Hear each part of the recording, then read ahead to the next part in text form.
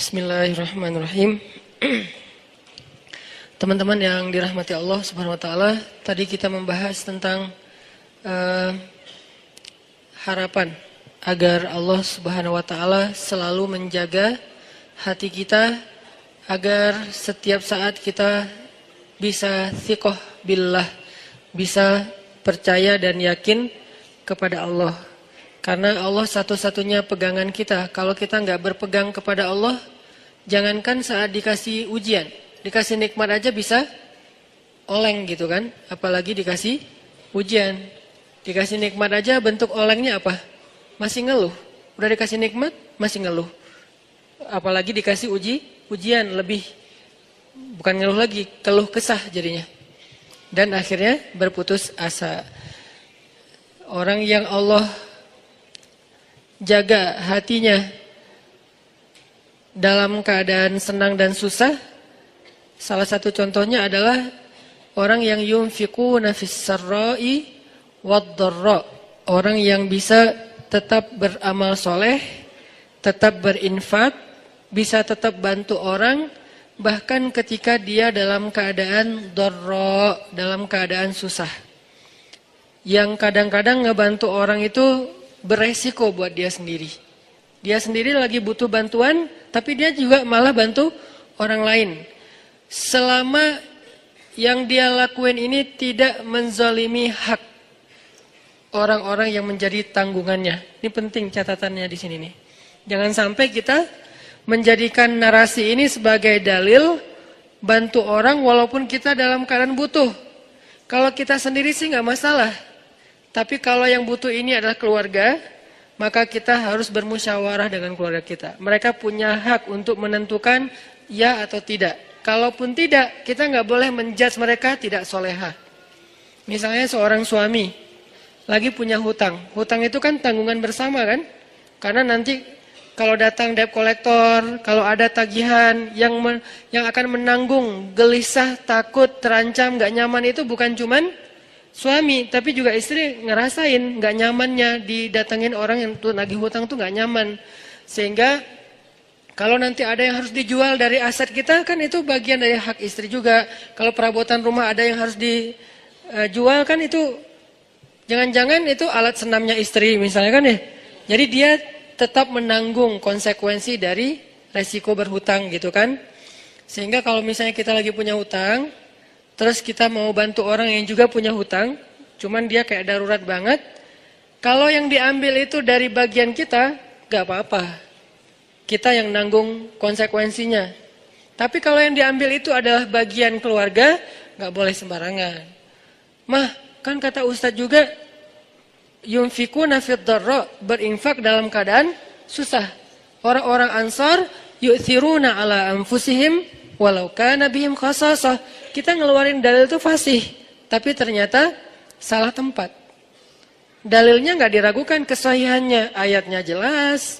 Apa yang ada yang di surat Al-Baqarah, ada yang surat apa itu yang yu'thiruna ala anfusihim. Jadi artinya nggak salah dengan dalil, tapi kurang bijaksana. Kurang apa bijaksana teh? Kurang hikmah. Kurang hikmah, kurang wise, kurang bijaksana. Kenapa? Karena Abu Bakar As-Siddiq ketika beliau menginfakkan seluruh hartanya fi sabilillah, istrinya itu adalah siapa istrinya? Asma bintu Umais. Apakah istri kita Asma bintu Umais? Bukan, istri kita Ais. Bukan Asma, beda atuh. Jadi jangan paksain Teh Ais seperti Asma. Dan Asma juga nggak terpaksa melakukan itu. Kalau istri kita sekelas dengan Asma bintu Umais, siapa Asma bintu Umais? Seorang perempuan, seorang istri yang setelah suaminya jadi khalifah, nafkahnya kurang drastis. Drop banget nih nafkah keluarganya. Saking dropnya, sampai nggak bisa makan daging, nggak sanggup beli daging. Lalu karena kangen pengen makan daging, dan pengen ngelihat suaminya juga makan daging, kasihan. Akhirnya dia sisihkan dari belanja hariannya, ditabung. Setelah beberapa lama, udah cukup beli daging sedikit. Nggak banyak, nggak 1 kilo. Cuman sedikit. Terus dia minta izin lagi ke suaminya. Padahal kan itu bagian dia kan, hak dia kan. Karena uang nafkah itu berarti udah diberikan kepada istri. Masih minta izin. Ya wahai Abu Bakar, wahai suamiku, ini ada sisi sedikit dari uang belanja, aku sisihkan setiap hari, udah bisa beli daging sekarang. Boleh enggak aku beli daging? Kasihan kamu enggak pernah makan yang lebih layak. Kata Abu Bakar, Asma, ternyata gaji saya masih lebih. Boleh enggak kalau ini kita berikan kepada Baitul Mal? Dan mulai bulan depan gaji saya dikurangi karena ternyata masih lebih. Apa kata Asma? Sami'na wa ata'na. Istrinya ini Asma bintu Umais, perempuan yang punya 3 suami, 3-tiganya ahli surga. Ja'far, Abu Bakar, Ali. Dan ini kisah di masa Abu Bakar. Nanti ada kisah di masa Ja'far yang juga luar biasa, yang sapu lidi itu. Ada kisah di masa Ali yang juga luar biasa, anaknya saling memamerkan ayah mereka. Karena dari 3 suami, 3-tiganya punya anak laki-laki. Anak Abu Bakar bilang ayah saya paling baik, anak Ali bilang ayah saya paling baik, anak Ja'far bilang ayah saya paling baik. Terus yang mana nih? Kan bingung Asma teh. Yang ini bilang ayah saya nih pemuda surga, sebaik-baik pemuda Makkah. Ayah saya sebaik-baik orang tua Makkah. Masing-masing membanggakan ayahnya. Masing-masing punya cerita-cerita kehebatan Asma bintu Umais. Artinya nggak bisa juga sembarangan kita mengambil hak keluarga kita lalu kita dengan alasan berinfak dalam keadaan dharra. Nggak boleh, karena itu tidak bijak. Sehingga ketika ada sahabat yang ingin menghabiskan hartanya untuk infak, minta izin ke Nabi, Nabi nanya, kamu punya keluarga? Punya anak? Punya. Ya udah, beri bagian mereka. Kalau gitu setengah ya Rasulullah? Enggak, masih kebanyakan. Kalau gitu sepertiga ya Rasulullah? Itu pun masih kebanyakan, tapi cukuplah. Sepertiga aja masih kebanyakan, tapi cukup. Lalu bagaimana dengan Abu Bakar? Abu Bakar lihat dulu, makanya kita nggak bisa memahami satu dalil tanpa mendalami konteksnya. Jangan sampai kita menggunakan cerita Abu Bakar untuk membolehkan diri kita melakukan apapun yang kita suka. Mah, papa nih pengen jadi Abu Bakar. Tugas kita didik dulu istri kita biar jadi Asma. Baru nanti kita bisa jadi Abu Bakar. Abu Bakar itu keberhasilannya bukan hanya berinfak dengan seluruh hartanya. Keberhasilan Abu Bakar juga di situ, adegan itu adalah dia berhasil mendidik Asma menjadi seorang istri yang mampu berlapang dada ketika suaminya berinfak dengan seluruh hartanya dan nggak punya apa-apa lagi yang tersisa. Tapi kalau nggak jadi seperti Asma pun jangan langsung dijudge, mamah nih jauh banget dari Asma. Ya Allah, gimana ini? Galau Jangan, karena lahum darajatun inda rabbihim faddalna ba'dahum ala ba'd. Kami berikan kelebihan sebagian orang atas sebagian yang lain. Dan istri Nabi juga beda-beda kelebihannya. Para anbiya beda-beda kelebihannya. Ada para nabi yang kelebihannya lebih kepada suara. Nabi siapa? Daud. Sampai Allah Subhanahu wa taala menundukkan semesta untuk ikut berzikir bersama Daud. Yang saya menyebutnya dengan istilah konser kolosal. Tapi konsernya bukan nyanyi lagu syair, lebih kepada zikir, perform. Nabi Daud perform, tapi crowdnya itu bukan manusia. Crowdnya itu semesta, sampai angin, awan, air, semuanya crowd untuk ikut bareng dengan Nabi Daud alaihissalam. Karena memang kelebihan Nabi Daud itu suara.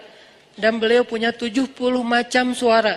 Dan setiap kali beliau bersuara, yang kedua lebih baik dari yang pertama. Yang ketiga lebih baik dari yang kedua. Terus semakin baik, semakin baik, semakin baik. Sehingga orang yang diberikan oleh Allah nikmat suara yang bagus, doa Nabi apa? Laqad utita mizmaran min mazamiri ali Dawud. Bersyukurlah engkau diberikan oleh Allah seruling dari keluarga Daud. Hanya 1 dari 70 seruling ya. Cuman diberikan 1 seruling aja udah kita mendengar suaranya Mahir apa tuh? Bukan Mahir Zain. Saya lupa nama korinya. Oke lah Mahir Zain. Oke, anak muda Mahir Zain. Kalau ininya ada kori bagus juga suaranya. Nanti ada juga yang di Mahir Muakili ya. Mahir Muakili. Itu baru 1 mizmar ya. 1 seruling. Kita dengar Rashid Al-Afasi nama panjangnya apa? Masyari Rashid Al-Afasi. Kita dengar Masyari Rashid Al-Afasi dengan azannya yang keren banget kan? Belum lagi nanti azan Al-Aqsa. Kalau dengar suara azan Al-Aqsa itu jadi azan yang menyayat hati. Kenapa? Azannya itu kayak curhat. Aqsa kok gini-gini amat ya. Kesannya kayak gitu tuh. Dari azannya tuh saya kayak membaca, kasihan ya Masjid Al-Aqsa, kok kita gini-gini amat ya. Nah itu dari suara serak-seraknya azan Al-Aqsa. Nanti belum lagi suara bacaan Ad-Dagriri. Azannya Syekh Ad-Dagriri, kalau nggak salah Hamdi Ad-Dagriri di Mekah, kayaknya ini lagi naik daun juga sekarang selain Mahir Mu'akhili. Ini semuanya mizmaran, satu seruling. Belum 70 seruling, gimana 70-nya? Jadi memang Allah kasih fadl, Allah kasih keutamaan. Nanti Nabi Sulaiman, anaknya Nabi Daud, beda lagi keutamaannya.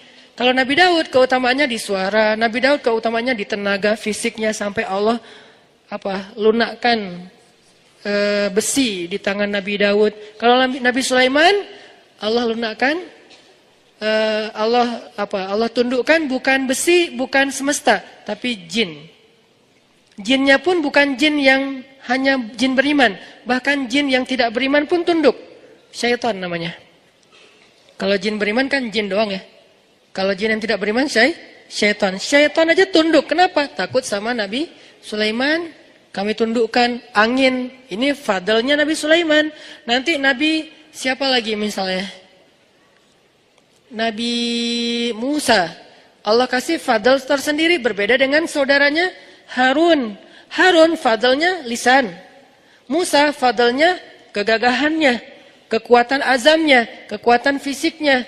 Sehingga ketika mereka berdua kolaborasi, ini jadi sebuah revolusi yang luar biasa. Ngalahin Fir'aun, ngalahin Haman, ngalahin Qarun, bahkan ngalahin Samiri. Kan banyak nama-nama tokoh antagonis pada era itu kan. Fir'aun, Haman, Qarun, Samiri ini kan antagonis semua nih. Jadi penjahatnya. Terus superhero-nya, superhero. Jagoan-jagoannya, Musa, Harun, Masyitah, apalagi nanti Asiyah, kan banyak kan jagoan-jagoan yang keren-kerennya nih. Jadi intinya adalah fadl. Setiap orang diberikan fadl. Jadi kalau kita ngelihat ada istri, ada suami yang mungkin kalau dibandingkan dengan orang lain dia kurang di sini, jangan langsung dijudge kok dia gini-gini amat ya. Ada fadl yang dia miliki yang orang lain nggak punya. Toh sahabat juga gitu. Abu Bakar dengan Umar, coba lihat bedanya. Abu Bakar dengan kelembutannya bermanfaat untuk umat. Umar dengan ketegasannya, bukan tegas, bahkan kekerasannya juga bermanfaat untuk umat. Nanti ada Utsman dengan malu-malunya tetap bermanfaat juga buat umat. Sifat malu aja jadi kebaikan. Ali dengan sama sih pemalu, cuman beda adegan, beda cerita. Tapi sisi lainnya Ali dengan kesatrianya bermanfaat untuk umat. Intinya teman-teman, nggak boleh kita memaksa semua orang itu dengan satu model. Bahkan Allah sendiri mengatakan faddalna ba'dahum ala ba'. Kami berikan keutamaan sebagian atas sebagian yang lain. Bahkan Nabi Sulaiman alaihissalam ketika mau memindahkan singgasananya Ratu Balqis di Yaman, Nabi Sulaiman memberikan tender kepada para pengikutnya. Siapa yang mau memindahkan singgasana Balqis? Terus ada jin, Ifrit bilang, saya bisa pindahkan istana itu sebelum rapat ini bubar. Sebelum rapat ini bubar. Apa bahasa di Al-Quran? Dalam sebelum Anda bangkit. Sebelum Sulaiman bangkit dari tempat duduk. Kata ulama tafsir artinya bukan seukuran berapa detik saya bangkit, bukan gitu.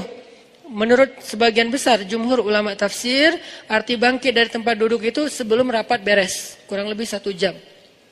Karena waktu itu lagi ada kongres ya. Kongres di zaman Nabi Sulaiman, kumpulin semua yang pemimpin-pemimpin kabilah, yang ahli-ahli di segala bidang, prajurit, panglima-panglima militer, kongres besar.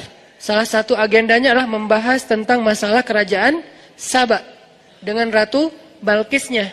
Lalu Nabi Sulaiman nanya, siapa yang bisa membawa singgasana Balqis ke sini? Kata jin Ifrit, saya bisa bawa sebelum Anda bangkit. Artinya sebelum rapat usai, 1 jam kecepatan pesawat. Begitu beres rapat, udah ada singgasana di depan.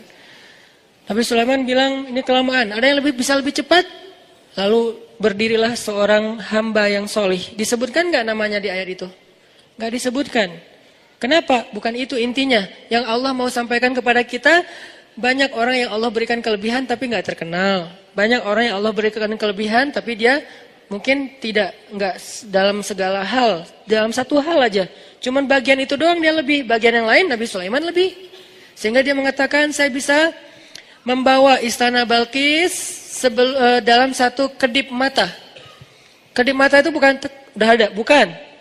Menurut tafsir, makanya kita tetap harus baca tafsir. Menurut tafsir ulama, satu kedip mata itu durasi jarak antara orang yang datang di ujung jalan, kan belum ketahuan tuh siapa yang datang.